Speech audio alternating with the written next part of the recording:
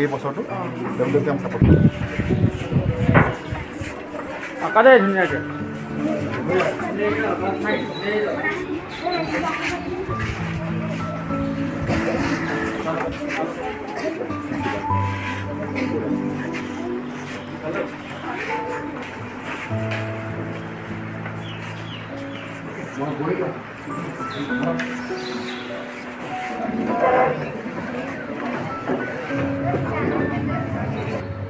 আমি আজি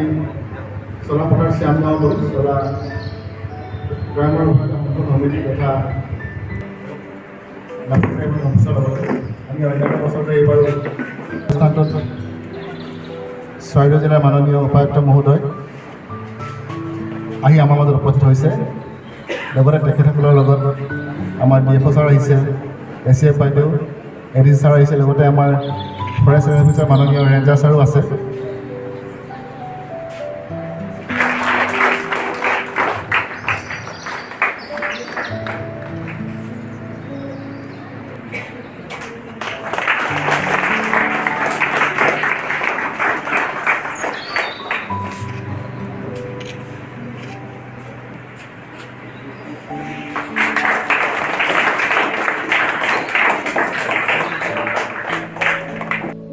এনেকা প্ৰত্যেক বছৰ আমাৰ ছ'চিয়েল ফৰেষ্টে এনেকা এফৰেষ্টেশ্যন প্ৰগ্ৰাম এটা লয়, কিন্তু ইজ ইট ছাফিচিয়েণ্ট সেইটোৱে চিন্তা কৰোঁ মই। আজি কৈছে 300টা প্লান্টেশ্যন কৰিব, সেইটো হিচাপত যিমানখিনি গছ কাটি আছে সেইটো হিচাপত ইমানখিনি আমি ৰুব নাই পৰা। ইনবেলেঞ্চ হৈছে এটা হৈছে যে আপোনালোকে মন কৰিব পাৰে, মই ল'ৰা ছোৱালীক কৈছোঁ যে আমাৰ পপুলেশ্যন 3 কোটি, pressure on land is very high. গতিকে নতুন মানুহে নতুন জেগাত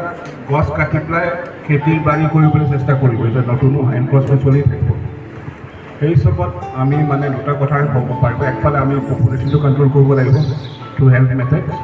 and secondly will have to improve the forest cover. মই ইতিমধ্যে এটাই কওঁ যে আমাৰ চৰাইদেউ জিলা ফৰেষ্ট কাভাৰটো ভাল, গ্ৰীণ কাভাৰ যিটো কৈছোঁ এইটো উড বি এৰাউণ্ড 30+। কাৰণটো আমাৰ টি গাৰ্ডেন 50% আমাৰ যিটো মাটি আছে টি গাৰ্ডেনত গৈ আছে। 1000 স্কুৱাৰ কিলোমিটাৰ্ছৰ ডিষ্ট্ৰিক্ট এখন প্ৰায় 50% আমাৰ টি গাৰ্ডেনত কাভাৰ কৰিছে। গতিকে ইমানখিনি এনক্ৰ'চমেণ্ট হোৱা নাই মোৰ মতে, আৰু নোহোৱা কাৰণে মানে কিছু সকাহ পাইছোঁ আমি। আৰু মই দুদিনৰ আগত মৈদামত এটা মিটিং কৰি আছিলোঁ, কোনোবা এজন ৰিচাৰ্চাৰে এটা ফিগাৰ দেখালে টেম্পাৰেচাৰৰ। 1950 21 ডিগ্ৰীজ আছিলে, এতিয়া 26 ডিগ্ৰী, এভাৰেজ টেম্পাৰেচাৰ ৰাইজিং। এইটো কি বুজা যায়? It is only one indication. আপোনালোকে জানে গম পায় যে ৱৰ্ল্ড এনভাইৰনমেণ্ট ডে কেলৈ পাতিছোঁ, বিকজ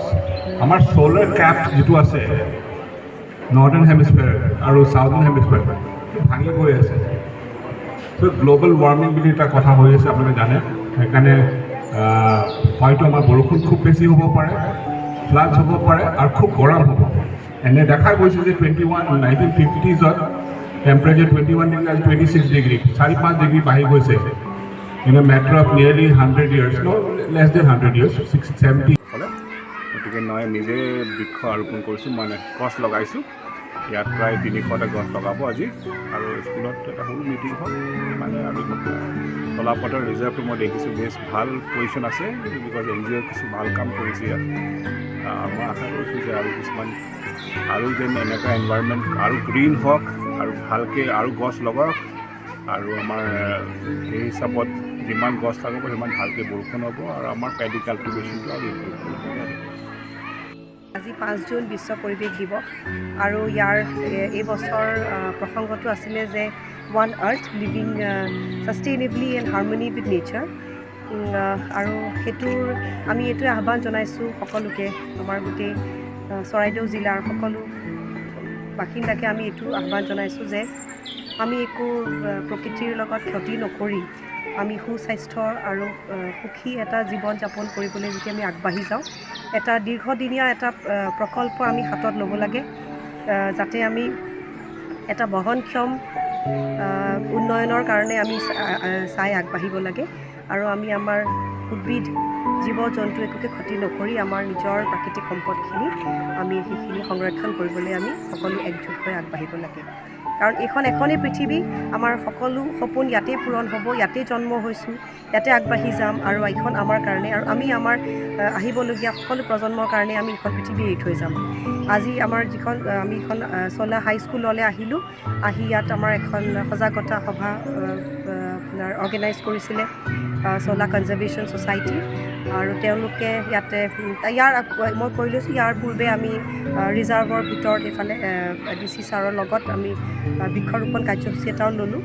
আৰু তাত আমি কৰি পেলাই ইয়ালৈ আহিলোঁ ইয়াত আপোনাৰ ল'ৰা ছোৱালীখিনিৰ লগত অলপ আমি কিছু কথোপকথন হ'ল আৰু তাত আমি এটাই আহ্বান জনাইছোঁ যে তেওঁলোকে বৰ্তমান কৰিবলগীয়া যিটো আছে সেইটো হৈছে গছ পুলি ৰোপণ কৰিব পাৰিব তেওঁলোকে যেনেকৈ হওক তেওঁলোকে সেইটো হেবিট হিচাপে ৰূপান্তৰ কৰক আৰু লগতে জিৰ' ৱেষ্ট যিটো কনচেপ্ট আচলতে ছাষ্টেইনেবল লিভিঙৰ এটা কনচেপ্ট জিৰ' ৱেষ্ট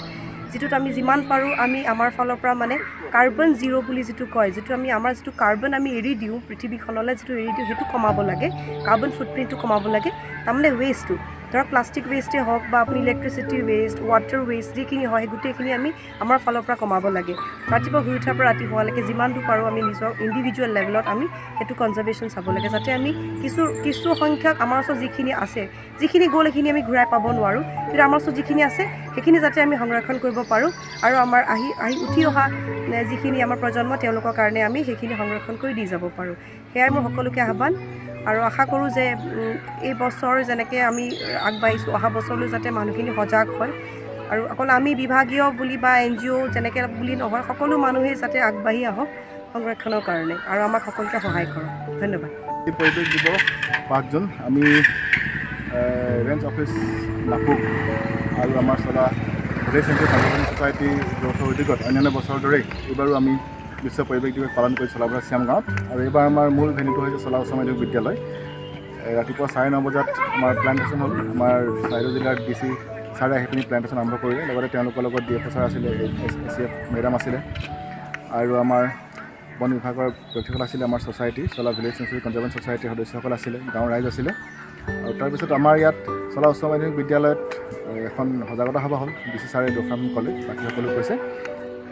চলা উচ্চ মাধ্যমিক বিদ্যালয়ত WWFৰ দ্বাৰা supported strength and community initiative for the sustainable management of চলা ৰিজাৰ্ভ ফৰেষ্ট যিটো প্ৰজেক্ট আমাৰ চলিছে ছ'চাইটি তাৰ আণ্ডাৰত এখন আৰ্ট কম্পিটিশ্যন হৈছে আৰু এই আৰ্ট কম্পিটিশ্যনটো এটা হৈছে আমাৰ মণ্ডল বাগানত হৈছে এটা চেণ্টাৰ তাত যথেষ্ট সংখ্যক ল'ৰা ছোৱালী পাইছোঁ আৰু এখন চলা উচ্চ মাধ্যমিক বিদ্যালয়ত ইয়াত হৈছে ইয়াতো প্ৰায় 100 ছাত্ৰ ছাত্ৰী আছে তাৰ উপৰিও ক্লাছ 9 আৰু 10ৰ ছাৰাউণ্ডিং যিবিলাক স্কুল আছে হাবিখনৰ ছাৰাউণ্ডিং সেই স্কুলৰ 9 আৰু 10ৰ দুজনকৈ ছাত্ৰ ছাত্ৰী আনি আমি এটা ইল'কুৱেশ্যন কম্পিটিশ্যন পাতিছোঁ অৰ্থাৎ বক্তৃতা প্ৰদান প্ৰতিযোগিতা পাতিছোঁ